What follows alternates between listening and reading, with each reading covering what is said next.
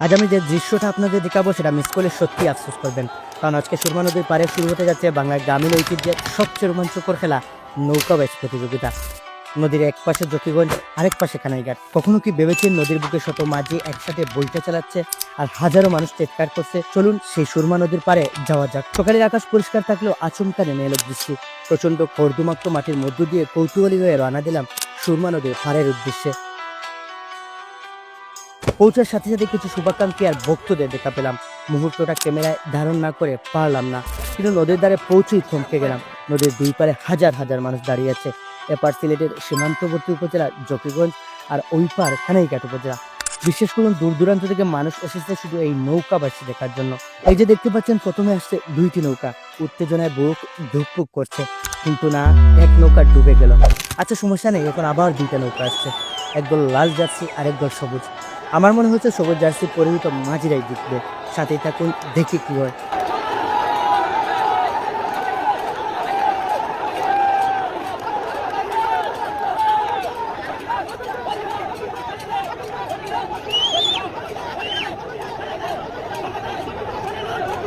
এই যে লম্বা বিশাল নৌকা একসাথে 50-60 জন মাঝে বইটা চালাচ্ছে, একটার পর একটা বইটা পড়ছে পানিতে, আর নৌকা ছুটে চলছে বজ্র গতিতে।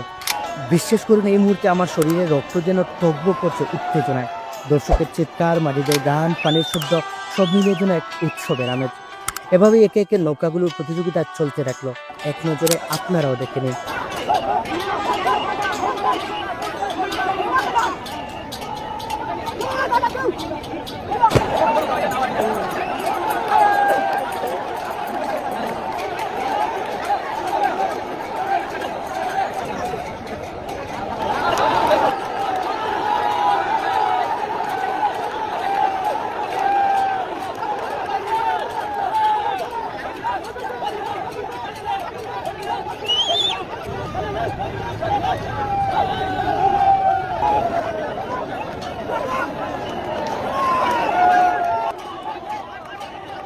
একেবারে সন্ধ্যার সময় শুরু হলো ফাইনাল ম্যাচ।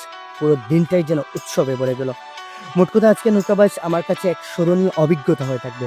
শুধু খেলা নয়, এটা আমাদের ঐতিহ্য, আমাদের আনন্দ আর মিলন মেলার প্রতীক। ভিডিওটি যদি ভালো লেগে থাকে, লাইক, কমেন্ট আর শেয়ার করতে ভুলবেন না। আর অবশ্যই সঙ্গে থাকবেন পরের ব্লগে। দেখা হচ্ছে নেক্সট ভিডিওতে।